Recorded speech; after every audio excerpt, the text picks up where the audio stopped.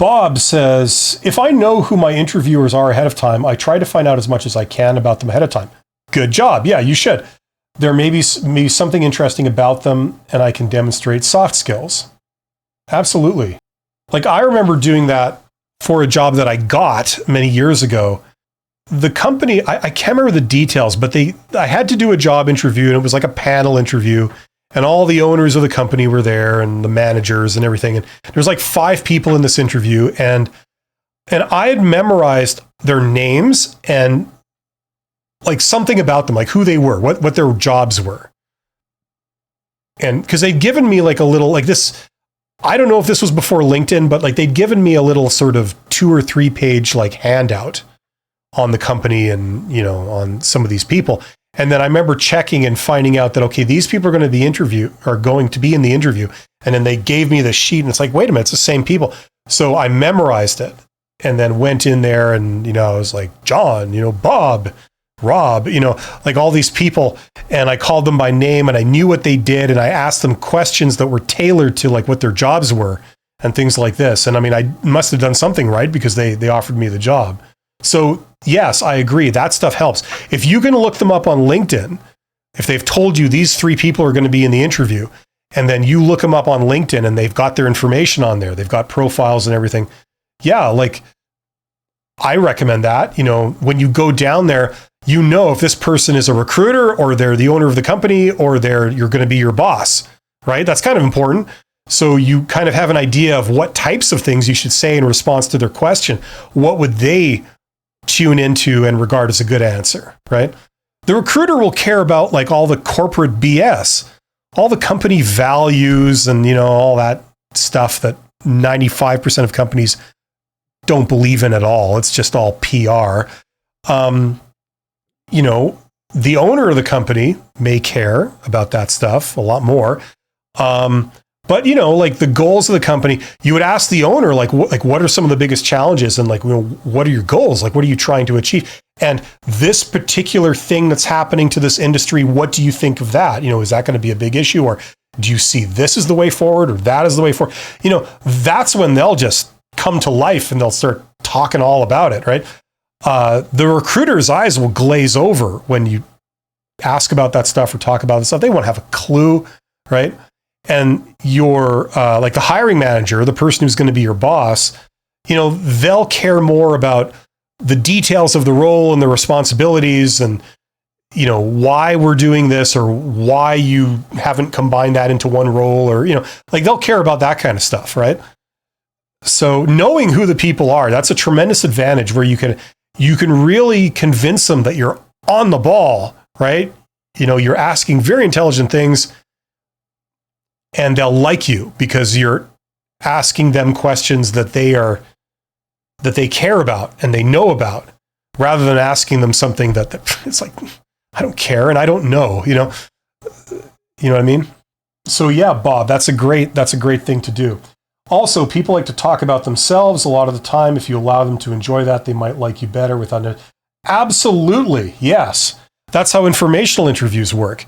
Like, if you knew that okay, I'll tell this story yet again. I've told this a bunch of times, but the extreme example of this was, I had a meeting, I had an informational interview with the CEO of the international airport in my city. And so I walked into their office. Their office is like bigger than the floor plan of my house. And, you know, my opening line was, you know, hey, you know, Bob, or whatever their name was. Hey, Bob. So how's business? And they talked for 45 minutes straight. And then they'd given me half an hour. They talked for 45 minutes straight. Their office assistant, their executive assistant, came into the room, like knocked on the door and said, you know, you've got something, you know, in like 5 minutes, you know. And they're like, they waved them off. They're like, no, I'm going to be in here. And they made time, and they kept going. And then after 45 minutes or whatever it was, they sort of said, so what about you? You know, what brings you here? You know? And then it went from there. And I ended up talking to them for like over an hour. You know, it's like, if you get somebody, if you ask them a question about something that they know a lot about and that they love talking about because this is like what they do, and they're really into it, you know.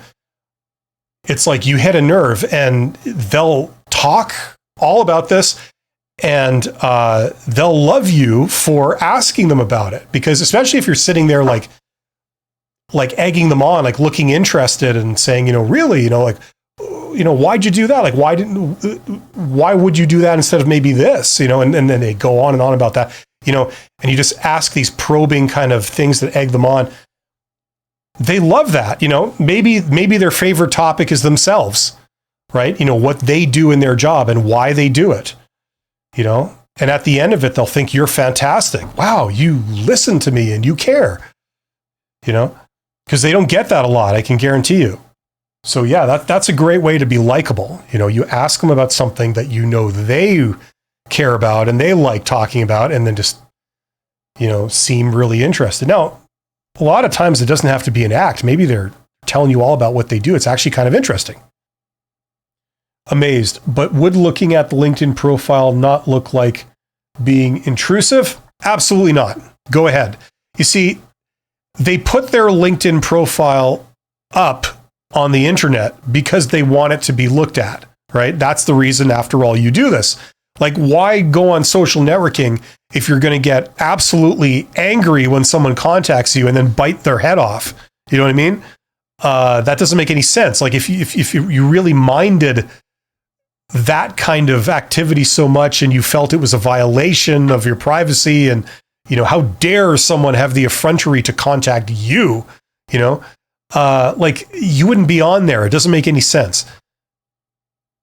Now, listen, it takes all kinds to make a world. You're going to encounter some crazy people out there that may conceivably react like this, but you're not doing anything wrong. If they've put their profile up on LinkedIn where they've disclosed essentially their entire background, you know, and it's viewable to the public, you know what I mean? You're not doing anything bad by looking at it. Think of it this way. You're actually signaling your enthusiasm and your diligence by taking the trouble to do this, right? And then when you go down to the interview and you already know their name and you already know that they're a recruiter and you maybe even know one other thing about their background, you know, that's universally regarded as a compliment. It's the opposite of forgetting someone's name. The reason why forgetting someone's name is insulting is because the mechanism is that, oh, you're not important enough for me to commit your name to memory. You know, I just say, hey, you, when I want to refer to you. I don't take the trouble to learn your name. And I've forgotten your name. And it's a sign of disrespect because you're not important enough. So the opposite of that is like, I'm going to do my due diligence on you. I'm going to learn about you. And then when I come down to this meeting that we have scheduled, I know who you are. I call you by your name. I know a little bit about you. And, you know, all I'm doing is reading the stuff that you've put up publicly, right? So, I mean, I haven't done anything underhanded to acquire this information. Okay, so it's perfectly okay.